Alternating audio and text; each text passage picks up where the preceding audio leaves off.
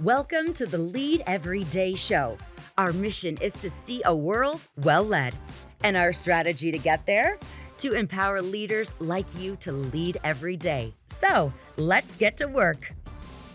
Welcome to the Lead Every Day show. It's a brand new season, Mark. I'm so excited. Here we go. Season 3. Season 3. We have survived 2 seasons, getting really good feedback from everybody. And if you're a brand new listener, you've jumped in at a really great time. We're glad you're here. I'm Randy Gravitt. And I'm Mark Miller. And we're fired up here as we get going into this new little content that we got going. It's going to be fun. We're taking some questions. We've been talking last few weeks. Your book is out now, officially out. And congratulations on Uncommon Greatness. That's been good. We had a live stream a few weeks ago, and then we got a bunch of questions from people out of that. And our coaches have had a bunch of questions from people on the field, that they've been working with the last few weeks. And so we thought these next few episodes, we're going to take some questions, and we've got some really great questions. I can't wait to dive in here. So are you ready to go? I am. Spring's around the corner. I'm excited about that. It's good. The weather's starting to turn a little bit. How's your golf game? Getting a little. It's been winter time. Okay, that's it's going to get better. Good. It's going to get better. I'll use that. It's going to get forward. better. How's your golf game? It's winter time. It's been winter. I'm looking for a new coach. By the way, well, I can't help you with that. I know, but you might can help me find a coach. Yeah, we might can help. We're going to talk about that in a few episodes here about coaching, but not golf coaching. So we'll jump in. But our first question today, I'm fired up. This question is really great. It's what are the things a leader cannot delegate? Yeah. And it's going to be a fascinating conversation. And our questions come from all kind of places. Most of them have come from people that are listening. Those of you who do listen, thank you so much. If you have questions, send them in.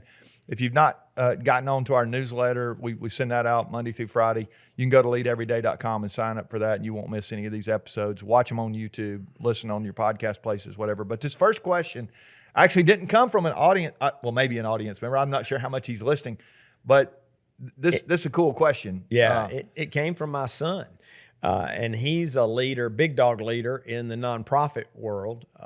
But he came to me and said, "Yeah, hey, he really is a big dog, like top 40 leaders under 40 or something in Atlanta, a few years ago. When he was in his 20s. When he was in his 20s, yeah, exactly. He's the Patrick Mahomes of the nonprofit world, maybe. Yeah. I don't know. But anyway, this question came from Justin. Yeah. And he came to me and he said, "Hey, Dad, tell me the things a leader cannot delegate." He said, "What are they?" And honestly, shame on me, I don't know that I'd ever thought about it. I mean, I love a question. I love all questions, but I really love questions that help me think new thoughts. Yeah. And so I felt like in the moment, I needed to give him a response. I'll tell you what I said first, and then I have come up with a few other things since that moment. But I said, "Justin, I think one of the things a leader cannot delegate is his or her presence. There are just certain times when there's no substitute for the leader showing up." And I still stand by that today. I think on my short list of things, we have to decide as leaders, where is our presence a non-negotiable? People need to see us. They need to sense our support as evidenced by our presence. And that's just one of those things I think you can't afford to delegate. Yeah. I think that's probably that is the first thing on the list, I would say too. I love the idea that you show up. I mean, I think that's good. And then I would say tied to that really is this idea of engagement. You really can't delegate engagement. It's like when you show up, you have to be there. And I think so many leaders these days there's a lot going on, and you can be overwhelmed, and it's challenging. We know that. But I think if we're not careful and we don't think about this, and we've not really, given this the thought that it deserves, our default can be to just check out a little bit and just think, well, maybe it'll go away, and well, maybe it won't. You really have to be there when you're there. Another thing that comes to mind for me is I don't think you can delegate energy. The leader, somebody's got to bring energy to the endeavor, the enterprise, whatever you got going on. No, the team. you can deputize others. You can to bring you energy. want well, you need that, and you want engagement built, right? and you but, want, but you can't. But somebody, delegate that. you can't delegate leadership energy. I mean, it's another big one that is high on the list as well. Give me another one. What? How about vision? Yeah.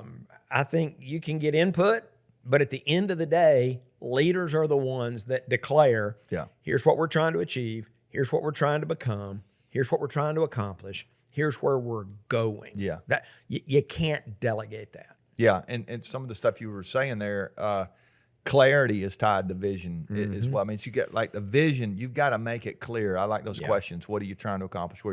Why does it matter? Yeah. You know, what are each person, what do they need to be doing to help accomplish that vision? And there's I think it's an old proverb that says, where there's no vision, people perish. I mean, it's like that's you're whatever you got going on dies if you lose sight of the vision. You don't bring that. Give me another couple. Yeah. What are some other things you can't delegate as a leader? I don't think that you can delegate culture. Again, you want to deputize others to help create the culture, but the aspiration, declaring that preferred future state, letting people know these are the hopes and dreams for our culture. That's the leader's responsibility. Again, and then you're going to try to deputize a whole bunch of people at all levels, all the way to the front line to help make it a reality.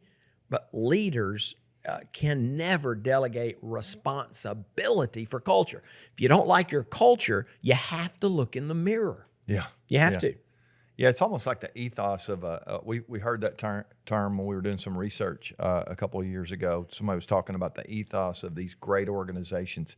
And I think that really goes back to the leader. I mean, somebody's got to decide who we're going to be, how we're going to be, what's the way we're going to do things. And I like that.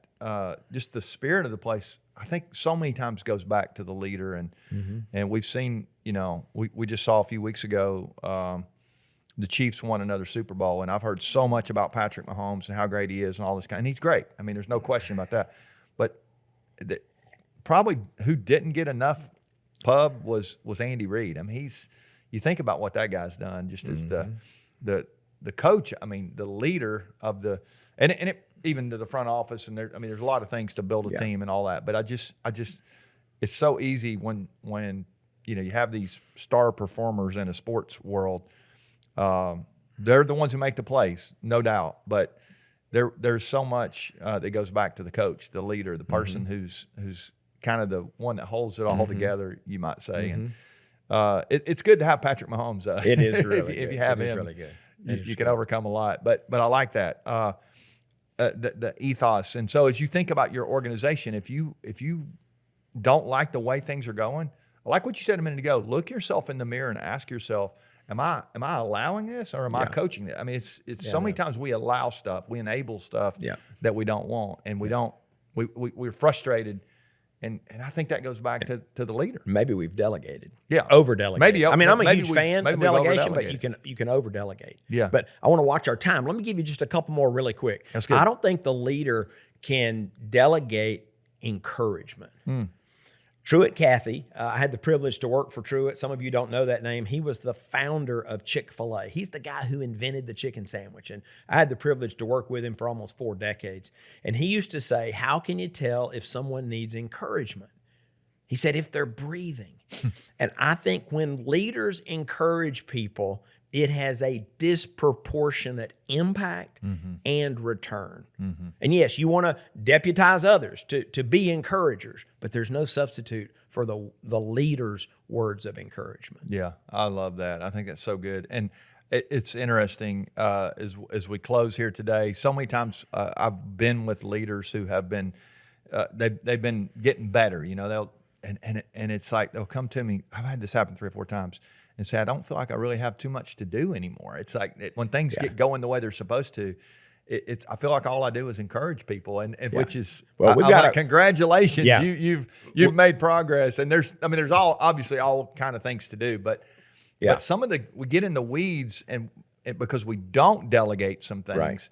And then we do delegate the things we shouldn't, and so we've got a question coming up about what do you do Yeah. when you've delegated? Yeah. And so I'm excited to get Yeah. into that. Let me share one more really quick as Yeah. we go.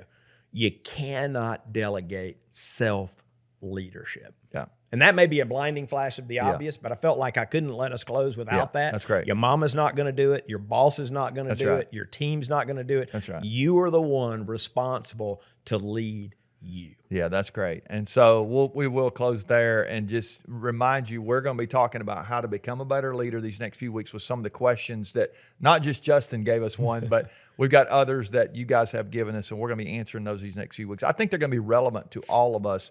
I just, as I was looking through the list of the things we're going to talk about these next few weeks, they're so relevant to me. I'm just like, I'm continuing to wrestle with these things.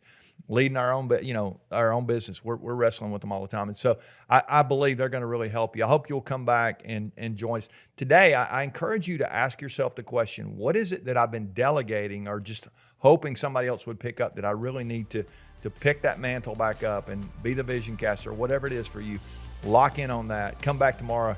Join us as we continue to work through some of these questions. Remember, the best leaders lead every day.